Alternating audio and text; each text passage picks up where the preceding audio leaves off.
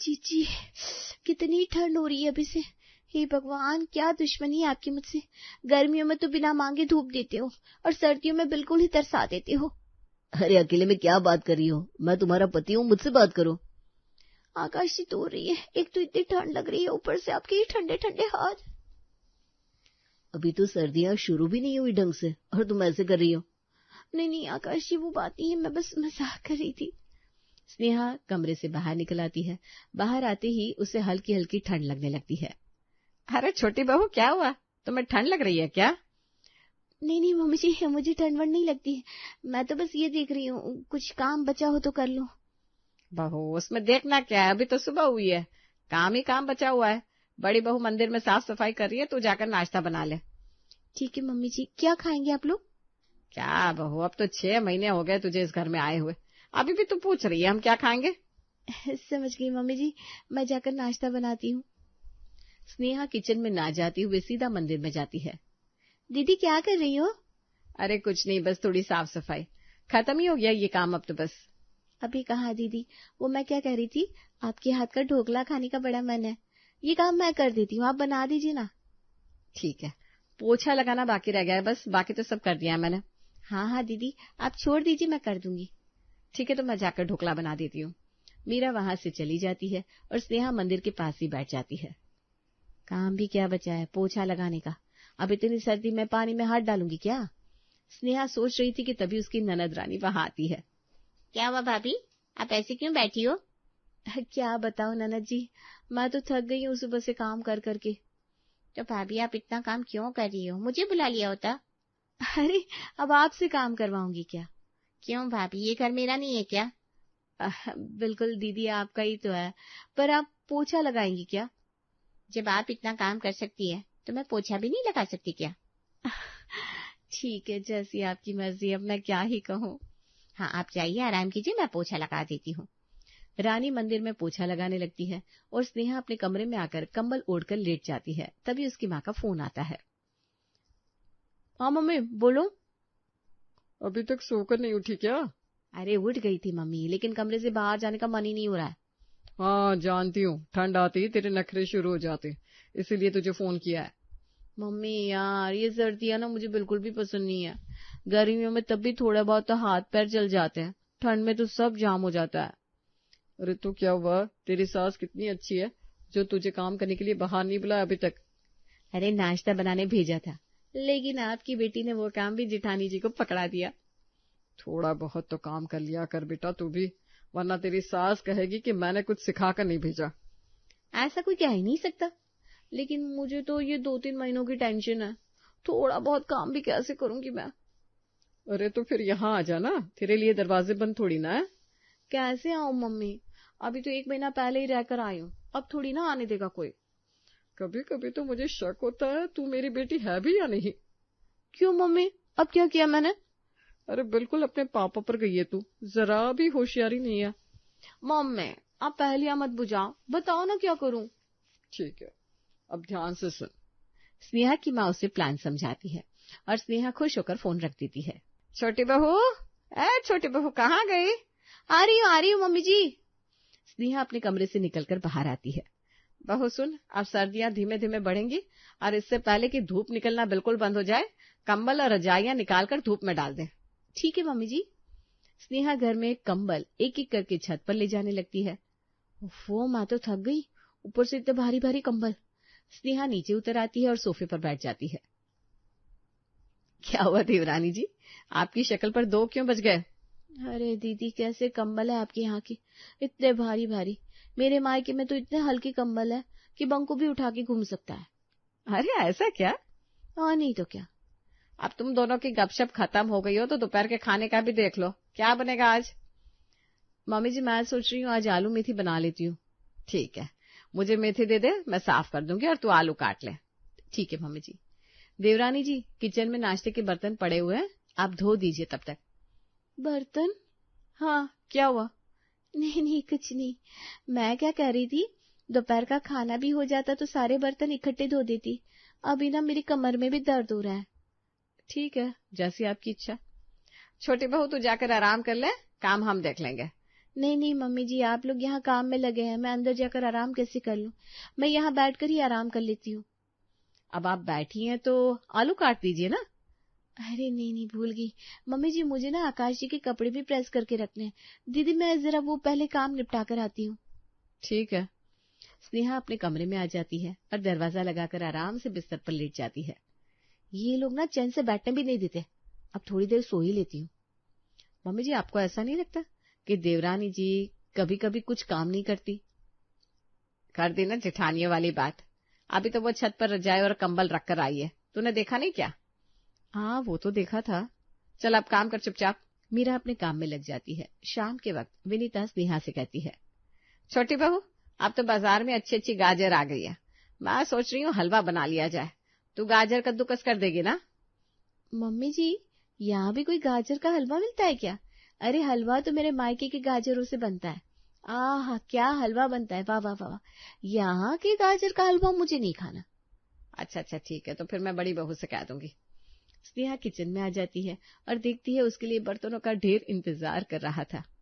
अब कोई ये बर्तन ना धोने पड़ जाए मुझे। देवरानी जी, मैंने सारा खाना बनाकर काम निपटा दिया है, अब बस ये बर्तन धोने बचे हैं, आप ये काम कर देना। ठीक है दीदी, मैं कर दूंगी।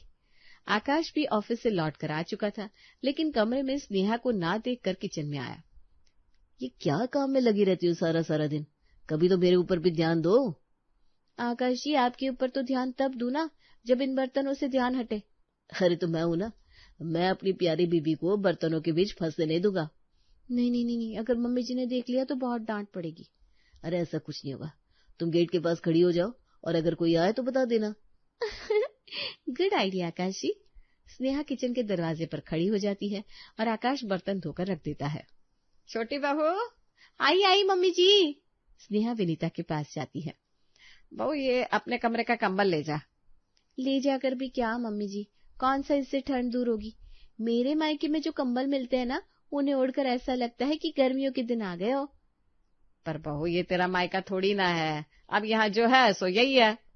मुझे ना मेरे मायके की बड़ी याद आ रही है, किसी काम में मन ही नहीं लग रहा मम्मी जी। अगर ऐसा है बहू, तो तू फिर अपने मायके ही रहकर आ जा कुछ दिन। सच में मम्मी जी? हाँ बहू, चली जा। थैंक यू मम्मी जी। अगले ही दिन स्नेहा अपने मायके चली जाती है। अरे तू तो बड़ी जल्दी आ गई, मुझे लगा तेरी सास एकदम से नहीं मानेगी। मम्मी, आपका प्लान हो और काम न करे, ऐसा कैसे हो सकता है? सही कहा, अब तो आराम से सर्दियां यहीं बिताकर जाना। हाँ मम्मी। स्नेहा अपने मायके में आराम करती है और इधर उसकी जेठानी ससुराल में अकेले सारे काम निपटा रही थी। ये देवरानी जी तो चली गई अपने मायके। छोटे बेटे की शादी के बाद तो मम्मी जी बिल्कुल ही बदल गई हैं। मुझे तो एकदम से जाने ही नहीं देती मायके। मीरा काम करते करते अपनी देवरानी को फोन लगाती है। ओफो, अब ये जेठानी जी का फोन क्यों आ रहा है? बात तो कर ले, ऐसे ही थोड़ी ना पता चलेगा। स्नेहा फोन उठाती है और बात करती है। हेलो दीदी, कैसी हैं आप? मैं तो ठीक हूँ, आप बताइए देवरानी जी, कैसी जा रही है मायके की सर्दियां? क्या बताऊं, अब इतना सुकून है ना मेरे मायके में, मैंने तो सोच लिया है अब 2-3 महीने यहीं रहूंगी। है? अगर ये 2-3 महीने वहीं रहेगी तो मैं तो काम कर करके आधी हो जाऊंगी। अच्छा दीदी, फोन रखती हूँ। स्नेहा फोन काट देती है। मीरा सबके लिए खाना परोसती है। क्या हुआ बहू, क्या सोच रही है? मम्मी जी, आज मेरी देवरानी जी से बात हुई। पता है, वो बहुत तारीफ कर रही थी अपने मायके की। कह रही थी सर्दियों का असली मजा तो वही है। अच्छा, तो क्या हुआ? मम्मी जी, मेरा भी बहुत मन है, चलिए ना हम कुछ दिन उनके यहाँ रहकर आते हैं। बात तो सही है भाभी, वैसे भी अब तो मेरे कॉलेज की भी छुट्टियां लग गई है। विंटर वैकेशन में मैं घर में नहीं रहना चाहती। और नहीं तो क्या देवर जी, आपको याद नहीं आ रही क्या देवरानी जी की? नहीं, ऐसा तो नहीं है, अगर आप लोगों का इतना ही मन है तो हम चलते हैं। ठीक है, अब तुम लोग कह रहे हो तो चल देते हैं। मीरा ससुराल वालों को मना लेती है और 2 ही दिन बाद सभी लोग स्नेहा के मायके पहुंच जाते हैं। अरे स्नेहा, 3 दिन हो गए, आज तो नहा ले। मम्मी, ये मेरा ससुराल नहीं है जो रोज रोज नहाऊं। आपको पता है, वहां तो 5 बजे ही नहाना पड़ता था। अरे लेकिन नहा तो ले कम से कम। ले, तेरे ससुराल वाले भी आ गए। क्या मम्मी, आप मुझे डराना चाहती हो ना? अरे मैं क्यों डराऊंगी तुझे? छोटी बहू, कहाँ हो? क्या मम्मी, अब आप ना मम्मी जी की आवाज निकालना भी सीख गई हो। अरे पागल लड़की, जरा बाहर तो आ। मैं ही मिल लेता हूँ उससे। आकाश कमरे में आता है और स्नेहा के पास जाकर कहता है, गुड मॉर्निंग मैडम। स्नेहा हड़बड़ाकर उठ जाती है और ड्रेसिंग टेबल से परफ्यूम उठाकर लगाने लगती है। अरे ये क्या कर रही हो? आप यहाँ क्या कर रहे हैं? सिर्फ मैं नहीं, माँ, रानी और भाभी भी आए हैं। और जेठ जी? वो भी आ रहे थे लेकिन छुट्टी नहीं मिली। आप बाहर चलिए, मैं आती हूँ। स्नेहा अपना कमरा ठीक करती है और नहा धोकर बाहर आती है। बहू तूने अभी नहाया क्या? ये तो मैं दूसरी बार नहा कर आई मम्मी जी। वो कमरे की साफ सफाई कर रही थी ना, तो कपड़े गंदे हो गए थे। अच्छा अच्छा। वैसे समधन जी बुरा तो नहीं लगा ना आपको कि हम बिना बताए आ गए? अरे नहीं नहीं, मुझे क्यों बुरा लगेगा भला? आपका ही घर है, कभी भी आ सकते हैं आप। वैसे देखा जाए तो हमें बुलाया स्नेहा नहीं है। स्नेहा ने? अरे उसने इतनी तारीफ की है अपने मायके की, तो हम रह ही नहीं पाए यहाँ आए बिना। अच्छा अच्छा, आइए आइए, आप लोग बैठिए ना।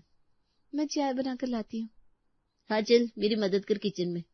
सुजाता और स्नेहा किचन में आ जाते हैं। तूने बताया क्यों नहीं कि तेरे ससुराल वाले भी यहाँ आ रहे? अरे मुझे पता होता तो मैं आपको बताती नहीं। अब क्या इतनी बारात के लिए बना चाहे? मुझसे नहीं होगा इतने लोगों का काम। तेरे ससुराल वाले तू देख। मम्मी, आप मुझे मैदान में अकेले छोड़कर मत जाओ। मैं जा रही हूँ बाहर, तू नाश्ता लेकर आ जाना। ठीक है। स्नेहा सभी के लिए नाश्ता तैयार करती है और बाहर आती है। भाभी अब तो आप तैयार हो जाइए हमें अपना शहर घुमाने के लिए। हाँ हाँ ननद जी, क्यों नहीं। आप लोग पहले नाश्ता तो कीजिए। देवरानी जी, आपने यहाँ की साड़ियों की, कपड़ों की इतनी तारीफ की है ना कि अब तो साल भर की शॉपिंग करके ही जाऊंगी। ये भी कोई कहने की बात है क्या दीदी? जो आपका मन करे आप खरीद लेना। ना चाहते हुए भी स्नेहा को अपने ससुराल वालों को लेकर बाजार जाना पड़ता है। मम्मी जी चलिए ना, घर चलते हैं। कितनी ठंड हो रही है बाहर। अरे देवरानी जी, आप इसी ठंड के लिए तो अपने मायके आई है, अब अच्छे से घूमिए ना। वो तो मैं मम्मी जी के लिए कह रही थी, कहीं उनके घुटनों में दर्द ना बढ़ जाए। तो आप सौंठ के लड्डू बना देना। वैसे भी आपने कितनी बार कहा था कि आपकी माँ के हाथ के लड्डुओं में जादू है। हाँ हाँ ठीक है ठीक है। सभी लोग शाम को घर वापस आते हैं। मम्मी अब मैं बहुत थक गई हूँ, क्या करूँ? मैं क्या बताऊँ, ये बारात तेरे लिए ही यहाँ आई है। छोटी बहू, छोटी बहू कहाँ चली गई? आ रही हूँ मम्मी जी। बहू आज ना तो जरा गर्मा गर्म सूप बना दे, बड़ा मन कर रहा है पीने का। अभी बनाती हूँ मम्मी जी। स्नेहा किचन में सभी के लिए सूप बनाने लगती है और सुजाता हॉल में सबके पास बैठी हुई थी। तो कैसा लगा आपको हमारा शहर? अभी तो बहुत कुछ देखना बाकी है आंटी जी। मैं तो 1 हफ्ते की तैयारी से आई हूँ। अरे ये बच्चे ना कुछ भी कहते हैं। नहीं नहीं, कोई दिक्कत नहीं है, आपका ही घर है, जितने दिन मन हो तब तक आराम से रहिए। वैसे आपके यहाँ गीजर तो है ना, क्योंकि सर्दियों में बिना नहाए मुझसे रहा नहीं जाता। हाँ हाँ सब कुछ है, गीजर भी है, हीटर भी है। स्नेहा सभी के लिए सूप लेकर आती है। वाह भाभी, मायके आकर तो आपके हाथों का स्वाद और बढ़ गया। बहू मैंने बाजार से गाजर भी खरीद ली थी, अब तो तू बना देगी ना गाजर का हलवा? हाँ मम्मी जी, क्यों नहीं।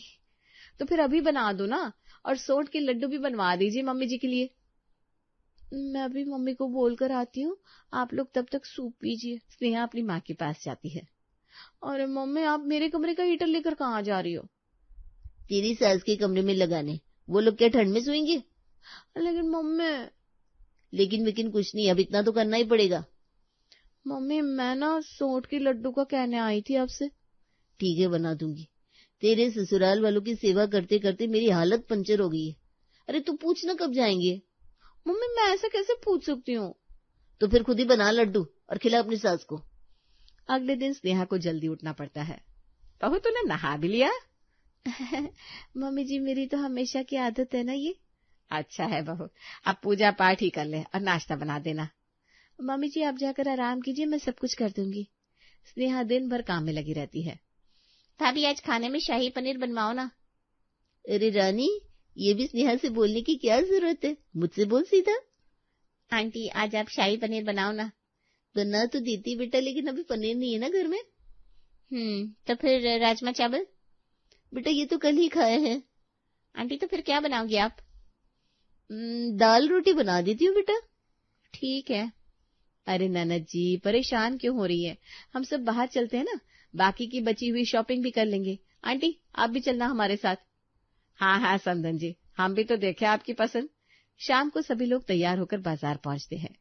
देवरानी जी, पिछली बार मुझे ये शॉल बड़ी पसंद आई थी, अभी मैं पैसे नहीं लाई हूँ, आपका तो मायका ही है, आप दिलवा दीजिए, फिर मैं आपको घर चलकर दे दूंगी पैसे। आप लोग पैसों की चिंता क्यों कर रहे हैं, मेरे पापा के पास कोई कमी थोड़ी ना है। अरे क्या बोल रही है, दोबारा दहेज दिलवाएगी क्या? मम्मी, जेठानी जी के सामने थोड़ी ना अपनी शान गिराऊंगी। ये तो जानबूझकर बोल रही है, तू भी ना एक नंबर की बैल बुद्धि है। भाभी ये मुझे दिला दो ना। ले लीजिए ननद जी। देवरानी जी, मैं सोच रही थी कंबल भी यहाँ से ही ले चलते हैं। अब हर सर्दी में आप यहाँ तो आओगी नहीं, तो हम लोग कंबल यहाँ से ही ले जाते हैं। हाँ बिल्कुल सही कहा बड़ी बहू, सिर्फ छोटी बहू के लिए ही क्यों, सबके लिए एक एक कंबल ले लो। तो फिर मेरे लिए वो पिंक वाला लेना भाभी। ठीक है, मैं ले लूंगी। स्नेहा काफी सारा सामान खरीद कर लाती है। मम्मी आपने रोका क्यों नहीं मुझे, अब देखो कितनी शॉपिंग हो गई है, ये सब कहाँ रखूं? बेटा तू इसे अपने ससुराल ले जा और अपने ससुराल वालों को भी ले जा बस। लेकिन मम्मी ये तो आपका सूट है ना। बेटा मुझे कुछ नहीं चाहिए, तू बस जा अपने ससुराल, अब और झेल नहीं पाऊंगी मैं। मुझसे नहीं होता तेरा इतना काम, तेरी सास ने मुझे चाबी वाला खिलौना समझ रखा है। ठीक है मम्मी, समझ गई, चली जाऊंगी अब। अगले दिन स्नेहा अपनी सास के पास आकर कहती है, मम्मी जी अपना घर तो अपना ही होता है, अब देखिए ना मुझे ससुराल में रहने की इतनी आदत हो गई है, यहाँ कुछ अच्छा ही नहीं लग रहा। वही ना, चल छोटी बहू वापस चलते हैं, वहीं के गाजर के हलवे में असली स्वाद है। सही कहा, आपको तो आएगा ही स्वाद, ये दहेज में इतने कंबल जो मिल रहे हैं। देवरानी जी बहुत हो गया आराम, अब तो करना पड़ेगा ससुराल का काम। मन मारकर स्नेहा को अपने सारे आराम छोड़कर ससुराल वापस लौटना पड़ता है, और मीरा ये देखकर मन ही मन बहुत खुश हो रही थी।